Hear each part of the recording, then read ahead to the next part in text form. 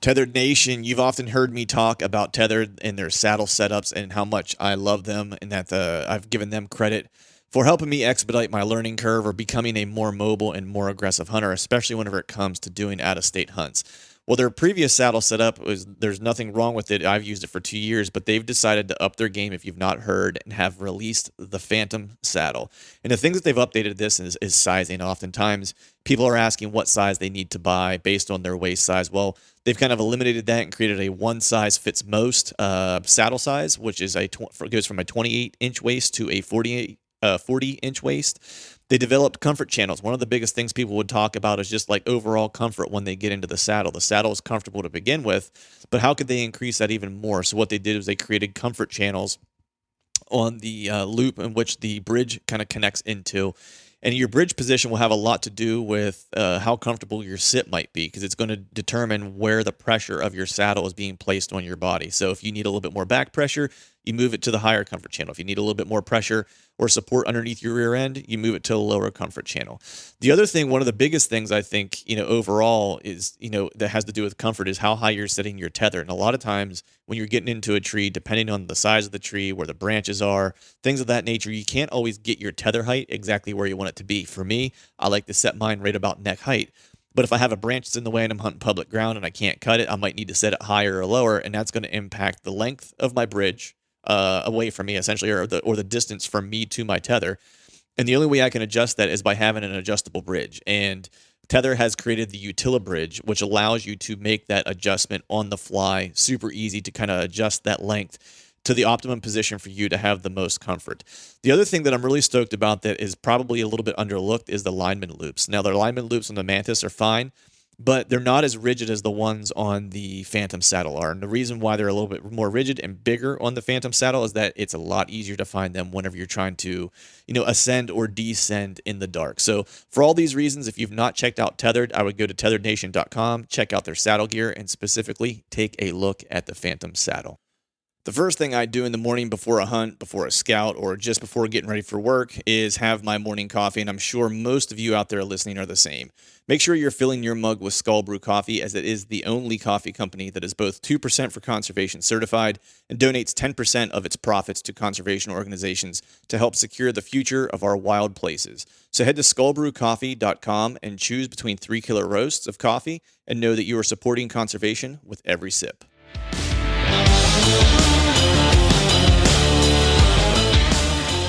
Welcome to the Truth from a Stand Deer Hunting Podcast, brought to you by Skull Brew Coffee Company. I'm your host, Clint Campbell, and you're listening to episode number 171. Today I'm joined again by Andy May for part 2 of our conversation and how Andy plans for success on his out-of-state hunts. So stay tuned.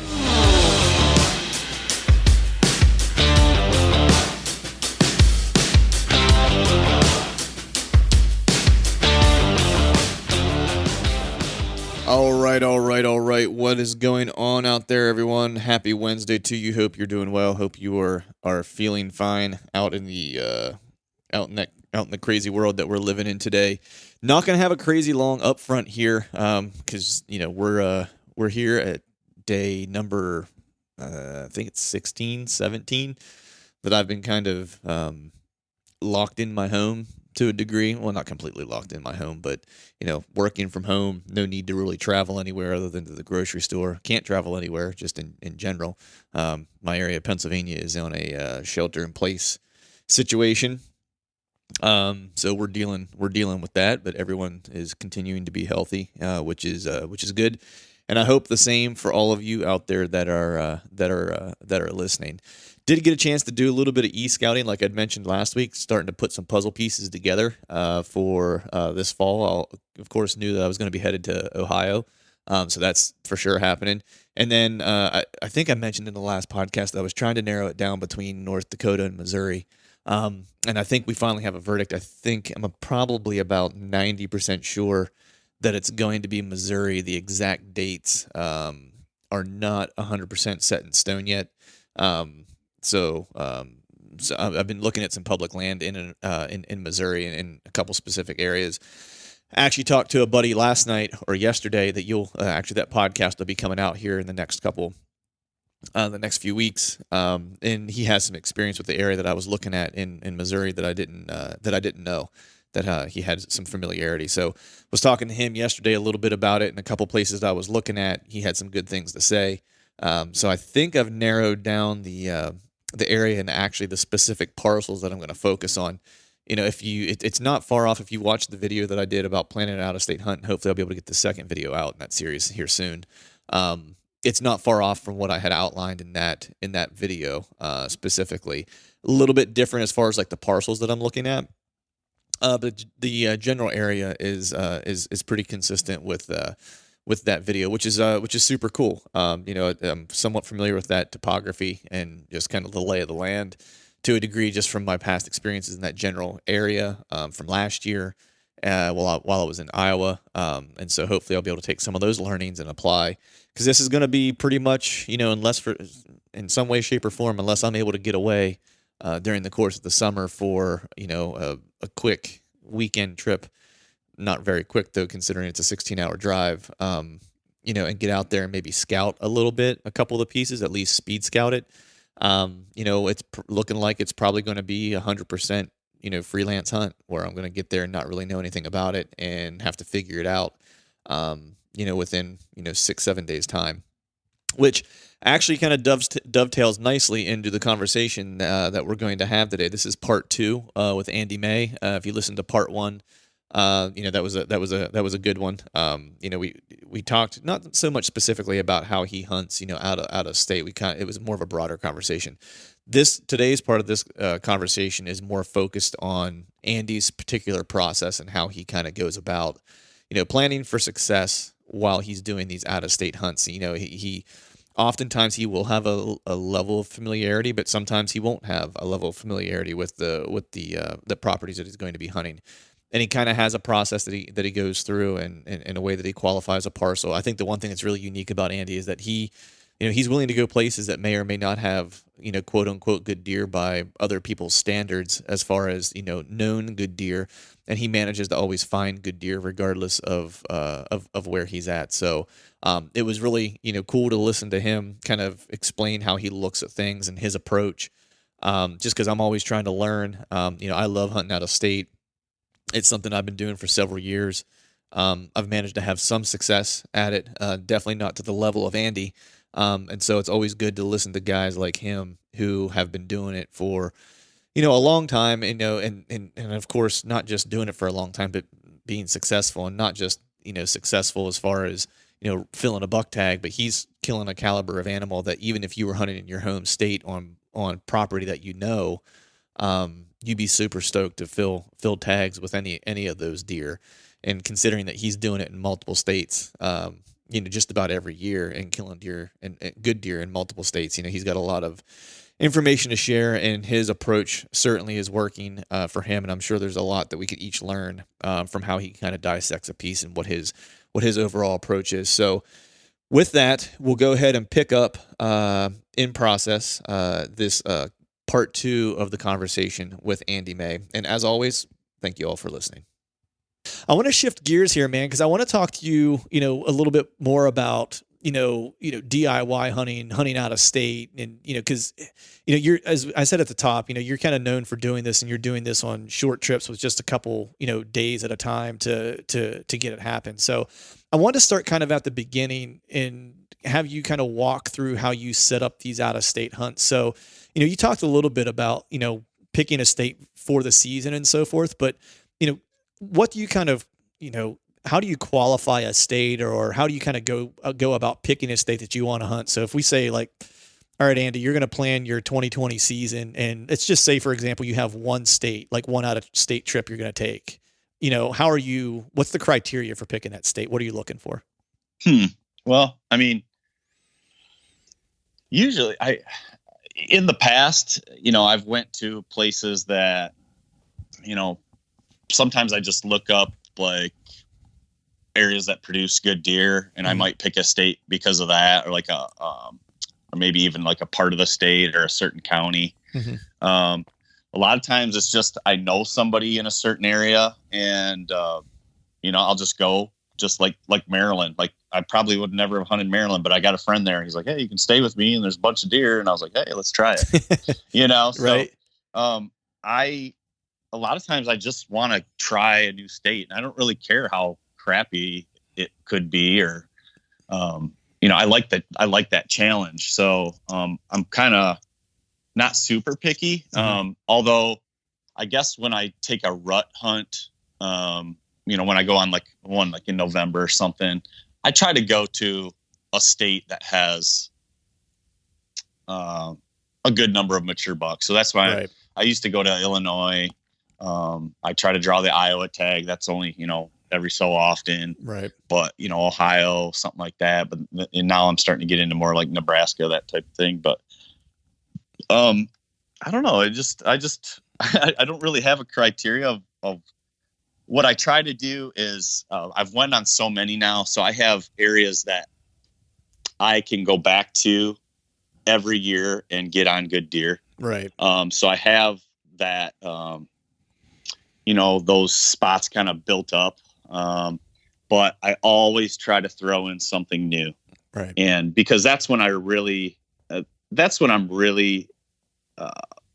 maybe that's when I'm challenged the most. And that's when I feel like I'm at my best, to be honest with you. Like when I have a new challenge, like a blank slate, and trying to figure it out. And that's when I'm really probably the most energized and excited. And I just love that. I mean, that is my favorite, just going into a whole new area and it's fresh and you don't know what's there.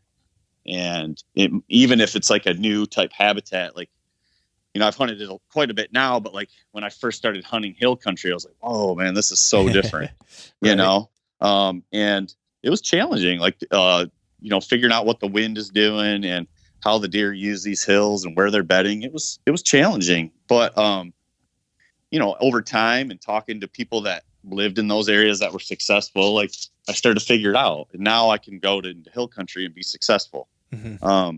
So, I try to throw something new in there every year just because it's important to me, to grow as a hunter. That's a goal of mine, is just to keep improving. Like that's the main thing, is I just want to keep experiencing new stuff, and I just want to keep getting better. Yeah. Not to, and I've said this before, not to outdo this guy or that guy. It has nothing to do with that. It has to do with me.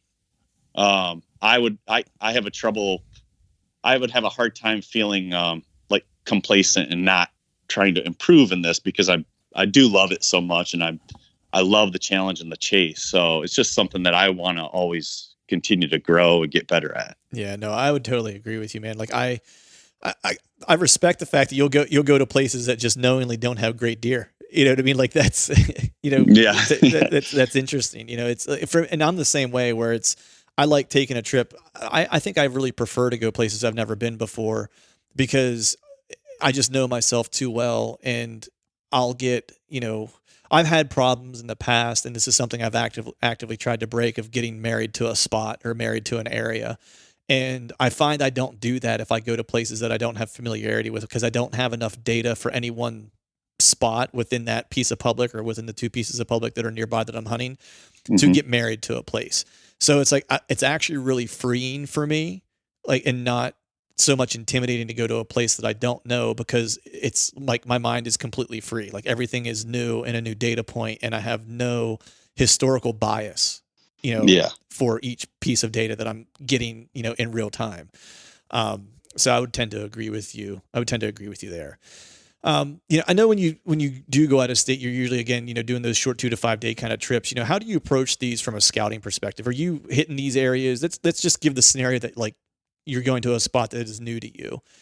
Are you hitting them, this time of year now? Are you going back in the summer? Are you hanging trail cameras? Like, what's your kind of approach to kind of get learned before you step on to the property, before you actually are hunting?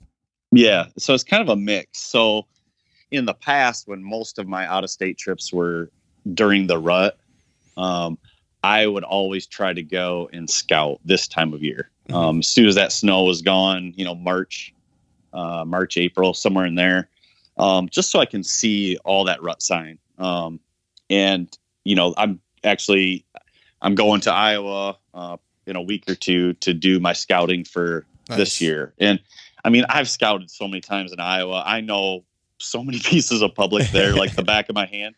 But Nice. I want to try something. I want to go to a new spot. I want to try something new. I want to have. I want that growth.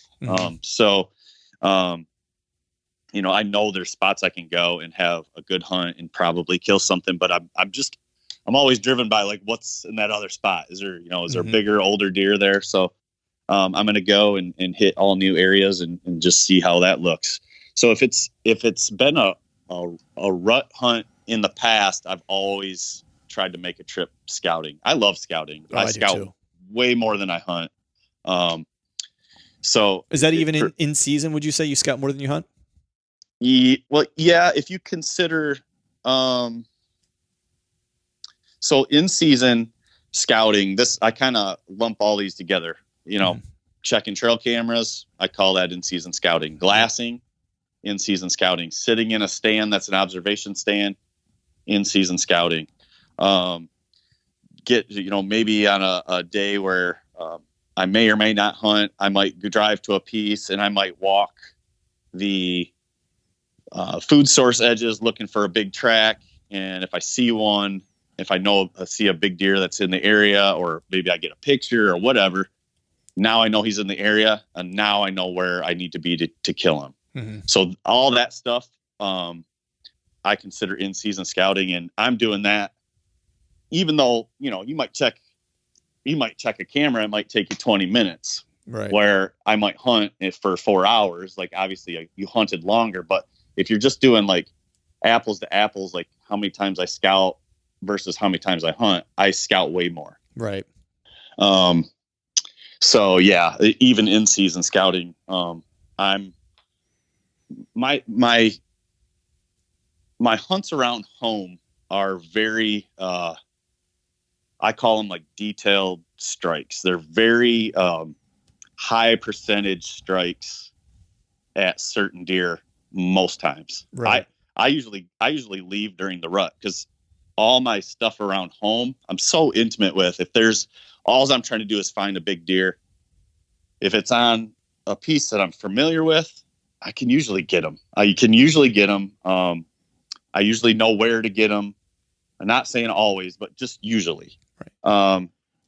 If it's on a piece that I'm not familiar with, it's coin flip. Maybe I will, maybe I won't. Right. A lot of times there's just other stuff that was, in Michigan, you're dealing with other hunters and screwing you up all the time. So all those are factors that, can impact that. But around home, it's usually very detailed, going in for the kill. And if I don't have that confidence or that intel, then I'm usually not sitting in a high percentage spot. You know what I mean? That would be a low percentage sit for me, and I don't sit low percentage sits. Right. So let me ask you, what puzzle pieces, when you're going in for that high percentage opportunity, what puzzle pieces, like what's the thing that tells you when you see it, where you're like, bingo, it's this week, on this wind, it's going to happen. Like, what's that thing? Because I think it's like, from following you from afar for a couple of years, it's like, it just almost seems like you have this like thing where it's like, yep, today's the day, flip the switch. You know what I mean? Like, and I'm just always curious, like, what is that thing that tells you here's the opportunity? It's not one thing. It could be a number of things. So, it could be I'm sitting kind of like in one of those. I sit a lot in what I call, like I say, like safe spots, like observation sits, but I could still get something. Mm-hmm. But most of I'd label those more observation spots. They're not like way out of the game. They're kind of like on the edge of the game. Mm-hmm. And if I'm sitting in something like that and I see a big deer do something, then I'll move in the next day. I would consider that a very high percentage sit, my very next sit. Right. Okay. Or if I go and check some cameras and it's, October 10th and this deer is sitting here, I got him going through this travel corridor or hitting this scrape and it's, 30 minutes before dark or something. And the conditions are right. I got a good wind and I can slip in. The access is good to a spot where I think I can ambush him. That would be a high percentage sit, because I just have some really recent information, of what that deer just did. Right. So another something else might be just even getting a track of a deer in an area. Like some of my spots, like when a deer shows up, and I'll get into another thing about timing. That's a big one. Mm-hmm. But when a deer shows up in some of these areas, it's like I know where they're bedding. So because I know these areas so well, right? Like I know exactly like the thicket or the island that this deer is bedded on. If he shows up, if I get a picture of him, if I get a track on a food source or something. So sometimes it could be one of 3 spots. It could be 1 spot. It could be one of 2 spots. But I consider those high percentage hits when a deer shows up in one of those areas that I'm really intimately familiar with. It's basically, I just got to get to where I need to get without being busted. And I got a fairly high percentage sit. Right. At killing that deer. Now going back to the timing. So what I have really started to key in on, it's probably been 6 or 7 years now, is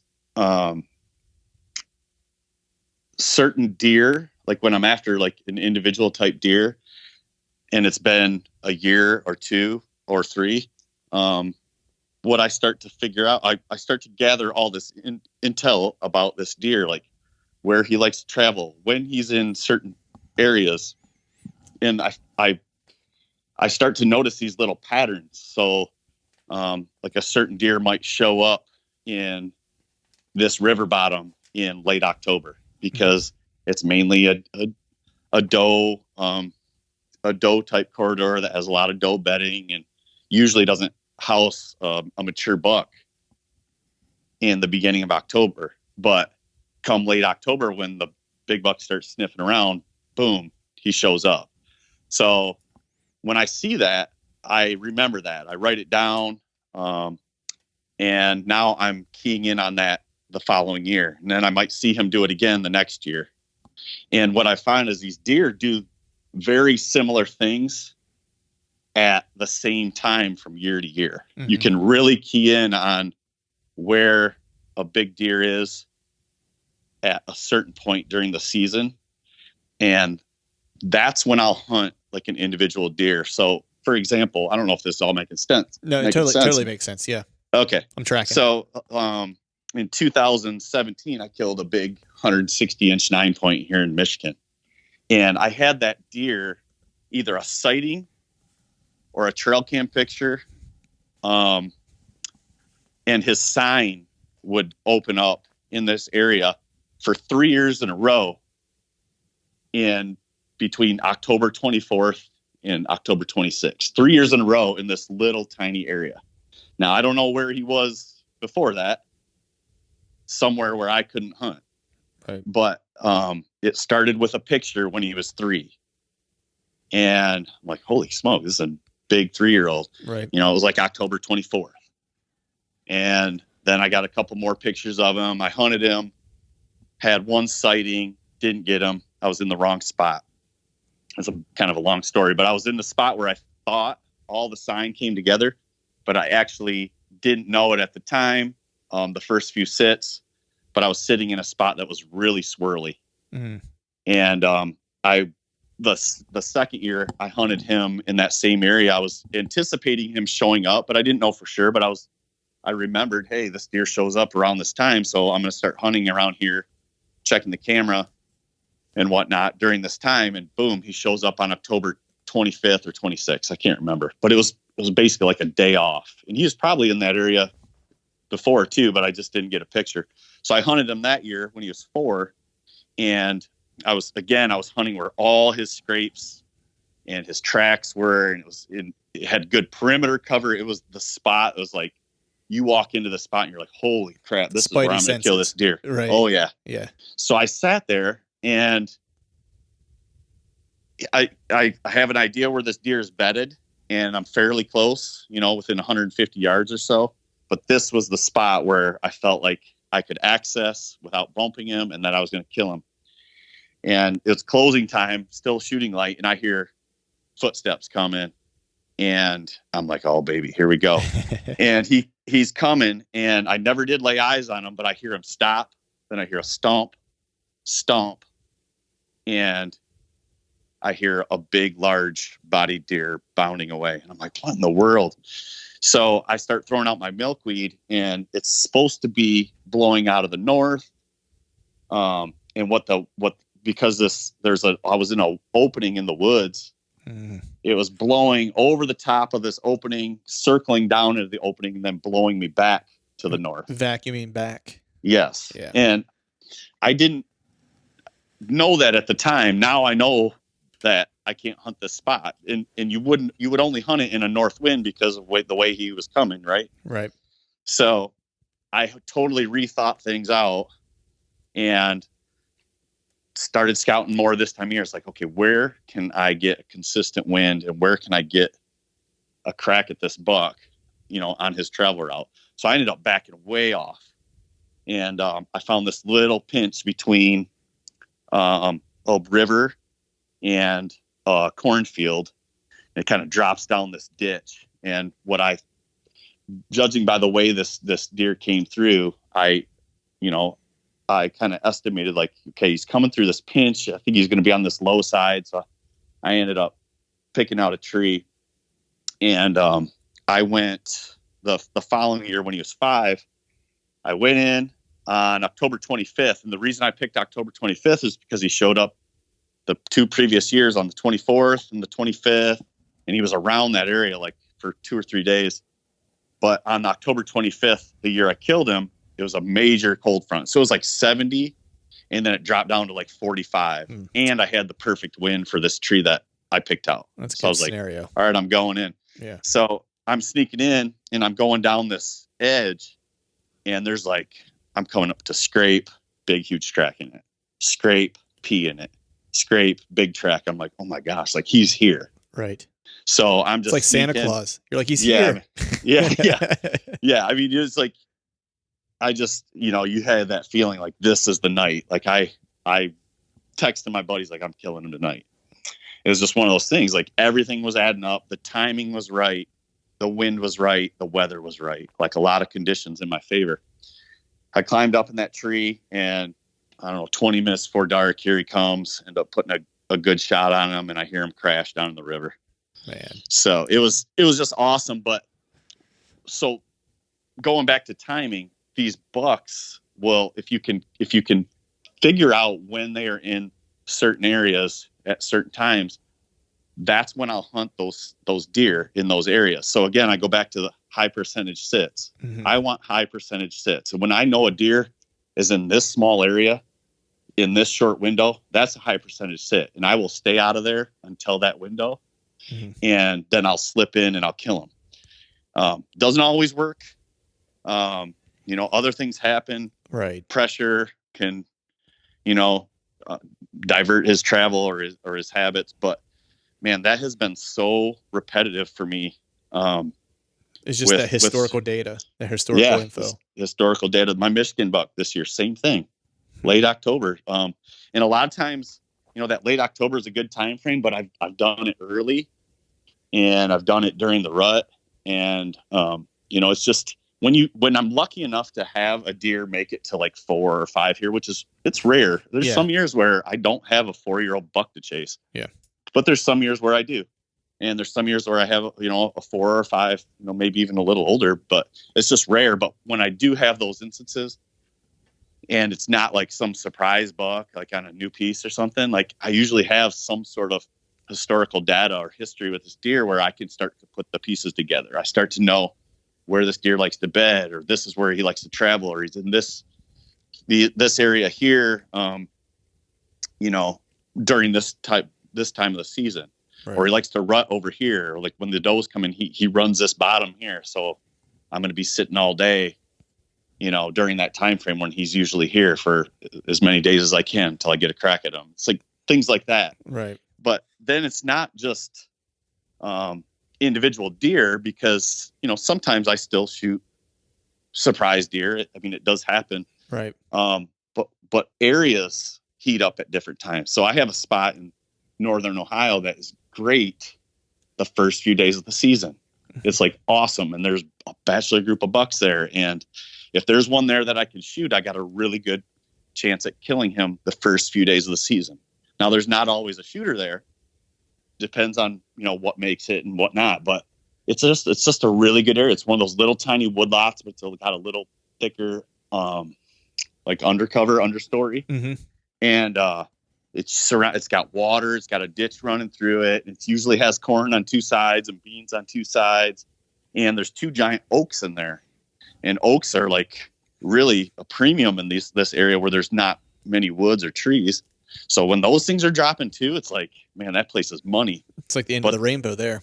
Yeah. But the farming community is so aggressive with their crop picking that they usually start picking unless it's really, really wet like it was this year. They usually start picking right around the opener. Right. Yeah. So I usually got a couple days to get in on one. But then conversely, I have this river bottom that I like to hunt, and it is just loaded with does. And you could go in there early October, mid-October and hunt it, but you're not going to see anything big. You're not going to see anything mature. And you're just going to blow these does out and divert their travel and their pattern. But if I can stay out, I've learned that I need to stay out of there. And then I slip in there like, early November, right when those bucks are really on their feet and they're starting to cruise. Like I slip in there now in one of these 2 little pinch points and sit for a few days all day. Like I'm going to get a crack at a good one. Right. Like I've done it like over and over and over, but it doesn't work unless I stay out until that perfect timing. Right.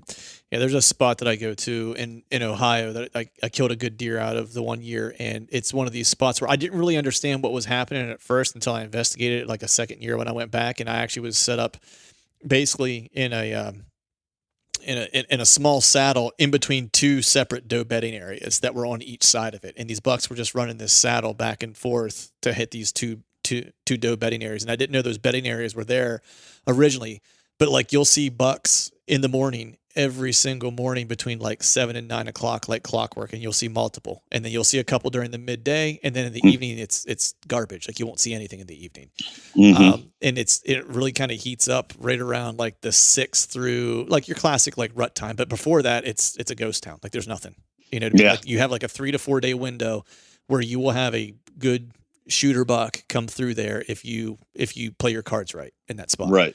And I've seen it happen. Killed a good deer. I've sent one of my buddies there 2 different years, and he's seen mid 140s, 150. Both times he didn't get a shot, but he saw a really good buck. And it's just one of those places where it's after hunting it for a couple of years, I figured out there's a window here of if you just hunt it during that window, you will get an opportunity.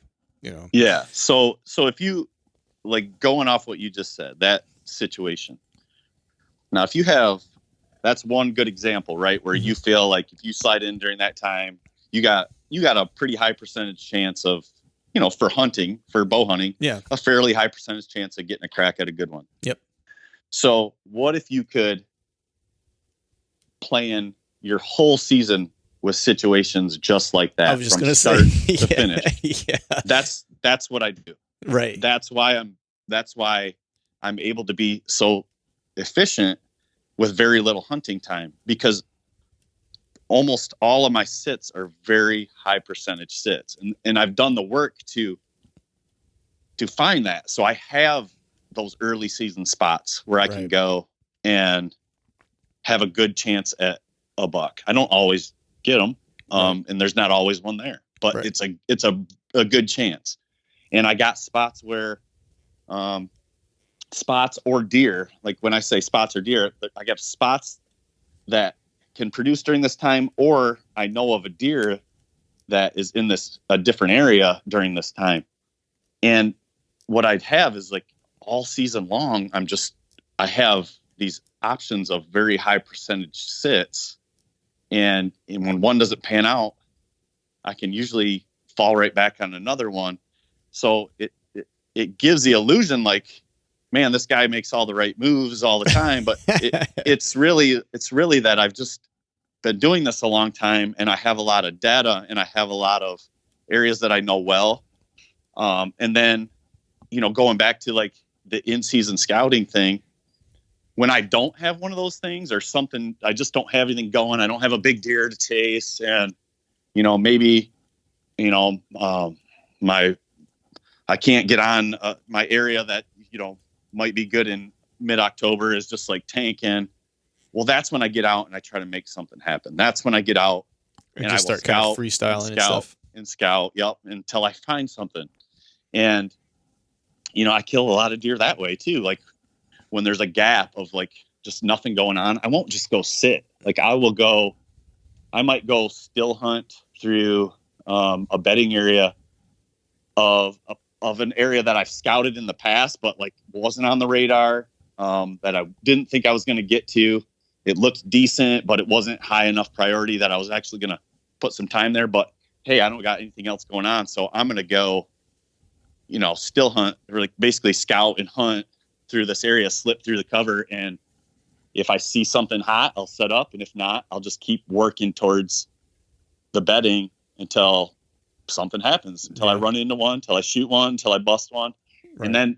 And then a lot of times if I shoot something there, that's great. But if not, I get some information, or I might even see one, and now I'm in the game with something else. Mm-hmm. So it's like, I'm just constantly trying to keep myself in the game with these high percentage sits. And if for some reason they're not happening, I go out looking for it. Right. Yeah. I think that was the one thing, I think for me this year, it's like I had one of my best encounters in PA by doing exactly that. I hung a camera on a piece of public that was new to me on a flyer, just walked in, hung it, came back in August, or like, I guess it was the beginning of September, and I had 2 decent deer on it. And I was like, all right, I was like, if I ever make it back to this area, I'll try to hunt these 2 deer. And one deer I was hunting on a different piece, he ended up vanishing, and I had an encounter with him. I bumped him while I was scouting the one day, and then I got shot at by some duck hunters around this swamp. And so I gave that spot up and went over to this other piece and was just doing exactly what you said, where I was like, I'm either going to find something or I'm going to bump something, mm-hmm. Either way, it's like, I don't have much to lose. And so I kind of still hunted and scouted my way through this piece and came across this oak grove with a bunch of scrapes just tore up with a bunch of really great side cover. It's like, if anybody out there listening follows John Eberhart, it's like classic John Eberhart, primary scrape area with side cover, right? So mm-hmm. Saw that, spidey senses went off, got into a tree, and had an encounter with one of those bucks that I had on camera that I was like, I would shoot one of these, but ended up getting dark deered. He came out and I couldn't see my pins. But it was the same thing that you're talking about, where it's like I was just pressing the envelope trying to make something happen. And at the same time, I think what keeps some people from doing that type of thing is like they're scared of bumping deer. Whereas like I kind of just got over it and was like, you know what, I'm going to use that as a sighting, and that'll be the best sign or the best intel I might get about that deer, is knowing where he was that day during that wind, during that time of year. And I can use that later if I need to as information about that piece. Right. And if you bump him, the game's not over. Right. I've done exactly what you're talking about, kind of slipping through the cover and bumped a deer and set right back up on him the next day and killed him. Or maybe I bump him and he, if it's a soft bump or something, he kind of goes back into, I kind of see where he goes. And now I'm in the game with this deer. Now I know he's in the area.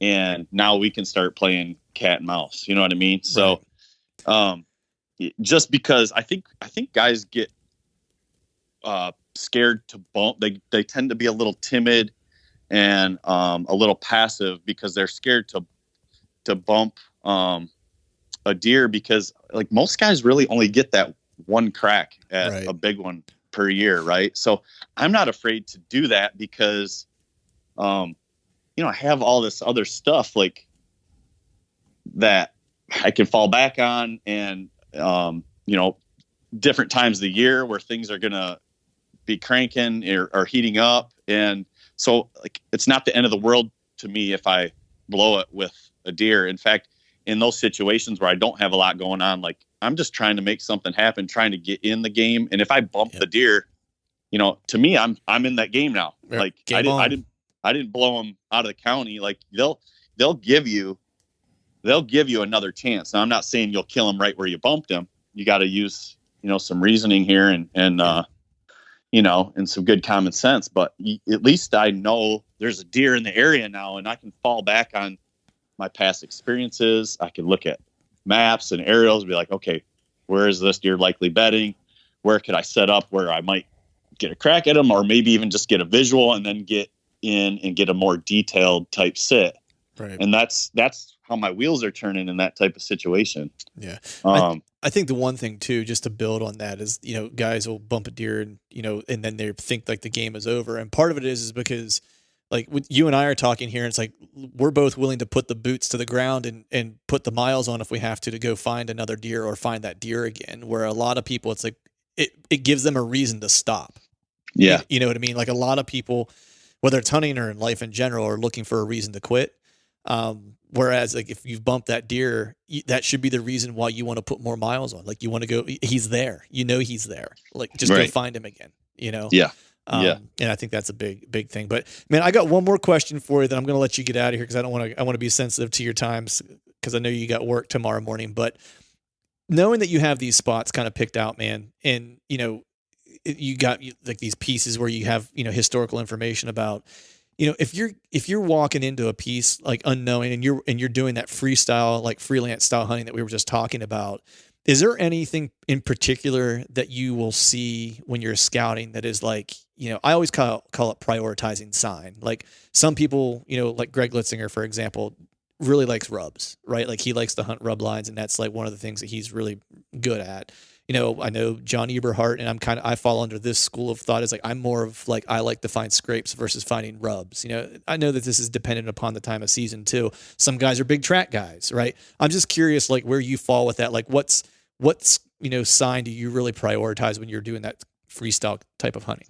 This is in an area I've never set foot on. Yeah, let's make it where it's like maybe you have, and you have very limited information, but it's pretty virgin to you overall.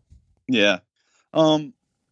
I don't know that I prioritize any one over the other. Like I've killed deer at primary scrapes. I've killed deer on rub lines.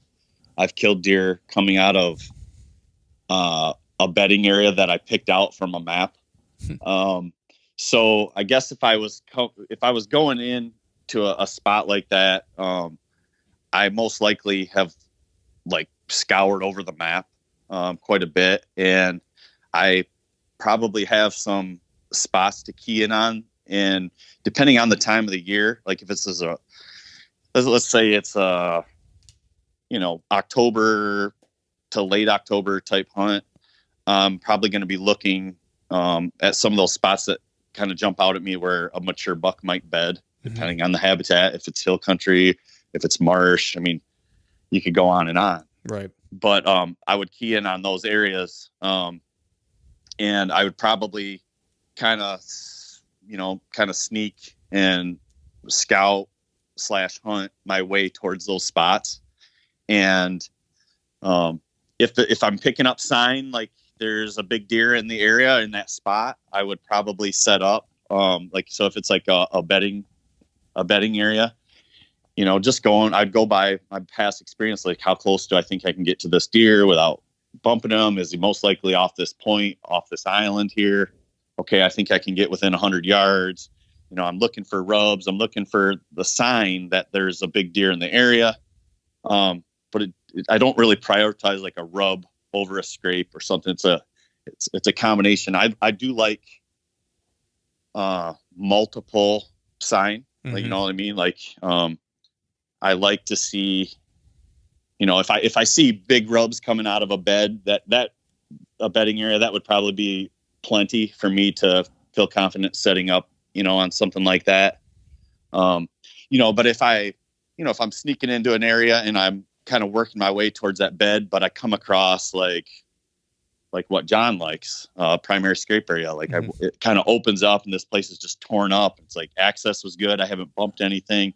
And I feel like it's in a spot where, hey, this is close enough to good cover where very likely a deer will move in daylight. I'd be more than confident setting up right there. Right. So, then if it's during the rut, it might be no sign at all. Right. It might be a lot of times, like when I'm hunting hill country, I'm not even really concerned with rubs or scrapes, to be honest with you. If it's during the rut, what I'll look for is multiple. What I talked about, I like multiple sign, like lots of multiple, rubs, scrapes, everything, big tracks, like the whole puzzle. But like during the rut, like I'm looking for multiple terrain things that are coming together. So like, let's just throw hill country out there for instance. Like I like ridge systems that look like a spider. Okay. So the more points that it has, the more potential bedding it has, which means more deer. Okay. So I'm looking on the map for 2 ridge systems like that are connected. So, this ridge, this hill over here has all these spur ridges coming off. It looks like a spider, like a wheel with spokes, Yep. That's a very dynamic ridge. And then this one over here adjacent to it kind of has the same type of feel, like lots of elevation changes, lots of points. And then I'm looking what connects those. This side hill over here, if it's a hill over, if it's a ridge over here on the west and a ridge over here on the east, and I'm looking at that side hill that's connecting those two, that's a very high percentage spot. So if I have a north wind, I'm going to be sitting on that south side of that hill. Right. Okay. So like during the rut, like that's what I'm looking for. I'm not really worried about rubs or scrapes at all. Or another thing I like in hill country is when you get, it's really tough to hunt in the bottoms, but you can in certain situations, especially if they're a little wider. And most guys are afraid to get in the bottoms, but I've killed so many deer in the bottoms. So, if you got this ridge system that if you look and you see all these points kind of dipping down into the bottom, coming from multiple directions, but they're all kind of like pointing in the same general area. Mm-hmm. Those are all little spur ridges of travel that come down there. So I will dive right into that spot and see what all comes together down at that bottom. There'll be like a creek crossing or a scrape or something like that. And then I can often get a consistent wind as long as it's going along the valley. So like, let's say the valley runs east and west and the wind's blowing out of the west. I can usually get on that east side of that valley and just let it blow me up the valley. Right. Now everything behind me is toast. Right. Garbage. But I get off on the side and I can still hunt down in that bottom with that wind. Now, if it was blowing anywhere out of the north or south, I'd be screwed because it'd be swirling like crazy in there. But the key is you need a little bit wider type valley to pull that off. Right. And then the wind needs to be blowing parallel with the elevation features. Right. But you got to find that spot where everything comes together. It'll be where a lot of trails come together. There'll be a creek crossing, or there's a lot of times I find a big giant scrape down there, and that's what I'll sit. I'll get right on that downwind side of that. Yeah. But then like you talk about early season, like what am I looking for when scouting? So I'll look, like for instance, for Kentucky, I went down there for the opener.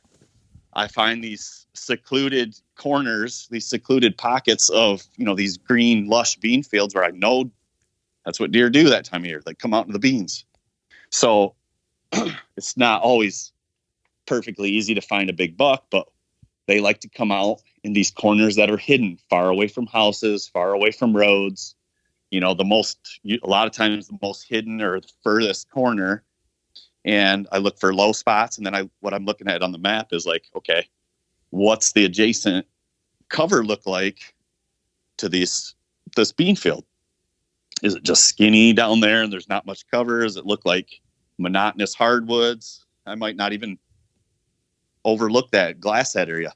But then I see this other area. I look at the topo, it drops down. There's some water in there. There's some diversity. I see it's a few big trees, but it looks like there's some scrubby type brush just off the beans. That's the area I'm going to sit in glass, and then I might, if I feel like I can get away with it, I might go walk that edge and look for big tracks. And in that case, not really looking for a rub necessarily. If I see one, that's awesome. But a lot of times, like bucks that time of year in velvet. So I'm just looking for a big track.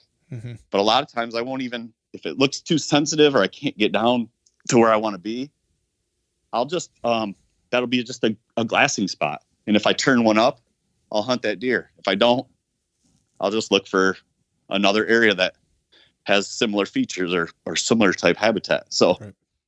It's really dependent on the time of year and, what kind of sign I'm looking for. And then what type of habitat terrain that you're into at that time as well. Yeah. So I don't put, like I said, I don't put any more value on a scrape or over a big rub. It just depends on the time of year and where those are located. Right. A giant rub line coming onto this island off this point, and it's, October 1st through October 31st. Yeah, that's a great spot. Like I'm sitting on that. I'm getting close to that bed as close as I can without bumping that deer, and I'm gonna try to hunt him. Right. If I run into a big giant scrape that's, off the fields or in the cover and it's just tore up in there, maybe there's 4 or 5, 6 scrapes under some low oak branches or something. Access was good. I didn't bump anything, and it's just tore up. And it's, mid-October to late October, I'm hunting that spot. Right. So in that situation, that takes priority. Right. I think it goes back to what we talked about at the top of this, which is just what we were talking about being mobile and hunting mobile is just like, it goes back to just being multiple, right? Being able to adapt and take advantage of whatever's being presented to you at that time.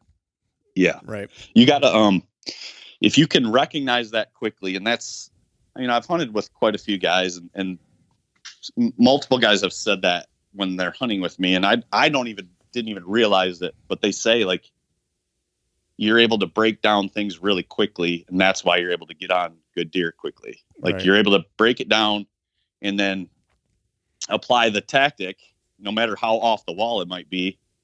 And I guess I probably have confidence in it because I've tried it all. Right. You know what I mean? Right. So I have confidence hunting from the ground. I have confidence still hunting with my bow through bedding area. I feel like I can do that undetected. And it doesn't always work, but I have that confidence, like going into it, like I can outsmart these deer. I feel that, even though I don't always do it. Right. That's just it, man. It's like, talking to any accomplished hunter that I've had the opportunity to talk to, it's like they always say like failure was the best teaching tool. You know Absolutely. what I mean? And it's like, and so you just have to have enough confidence to try it, and you're going to win some, you're going to lose some, but when you lose some, ask the question why.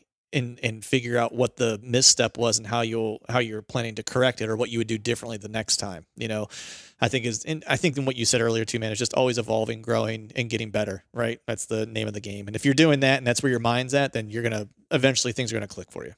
Yeah. One thing you said too, real quick, I want to say, one thing that you said that I really liked, and I've actually said that in the past, is that you chose to focus on improving your weakness. Yeah.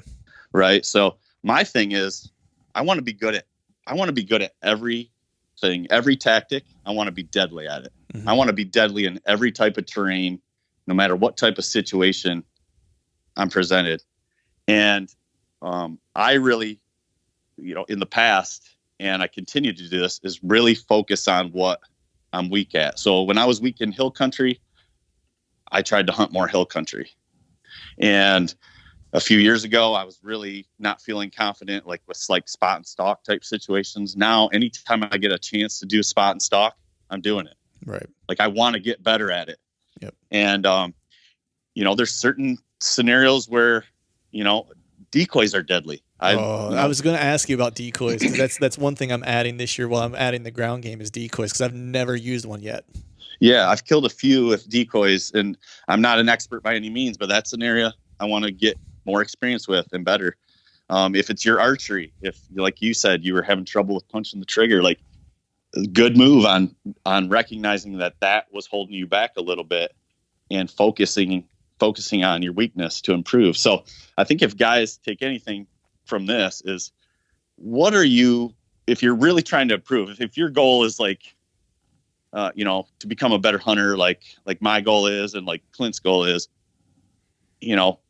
focus on the areas that you have the least amount of confidence in and that you struggle with the most.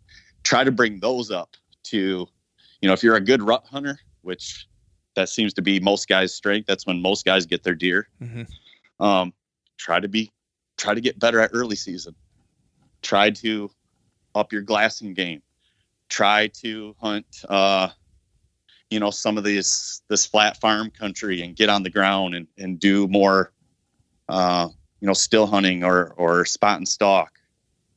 Just try different things to try to improve the areas that you don't have that confidence in, and you're just going to make yourself a more well-rounded hunter. Right. Yeah, man, that is like, I think the perfect advice to end this on, because I think that's like the big takeaway from all this is just, try to get better at everything and be multiple and let the kind of sign come to you, if you're freestyle hunting, and don't be afraid to take those chances and make those moves. But with that, man, I'm going to let you go. But before I do that, where could people follow along with you during this upcoming season so they can see all these deer you're dragging out of the timber? Well, I only really do anything on Instagram, and I'm relatively inactive on that. So, I tell people don't expect too much from me, but, I try to put some stuff on there, but I don't know. I'm actually, it's a little bit goes against my nature to put stuff out there, but, I'm getting more comfortable with it. Even with the podcast, it was really hard at first, but right. I'm getting more comfortable with that kind of stuff. So if you want to check out Instagram, it's Bow Hunting Dad. So I don't know. Don't get your hopes up, but there's some stuff on there. It's my favorite handle on Instagram, actually, Bow Hunting Dad. Oh, yeah. because I can relate. But man, yeah. I could talk to you for hours, brother. We're gonna have to do another session of this because there's a bunch of stuff we haven't even got to, like the archery stuff and things like that we didn't even get to touch on. So I'd love to have you back on sometime. But enjoy your evening, man, and I hope to talk to you soon. Yeah, anytime, Clint. Thanks. All right, folks, that is a wrap for today's show. I'd like to thank all of you for listening, and if you haven't yet, please head over to iTunes and leave us a 5-star rating, and be sure to subscribe to the podcast. I'd be super appreciative if you could do those two things for me. And before I shut this thing down, I need to give a big shout out to our partners who continue to help us make this podcast possible. Tethered, Exodus Outdoor Gear, Skull Brew Coffee Company, Gumleaf USA Boots, and Day 6 Specialized Gear. And until next time, we'll see y'all.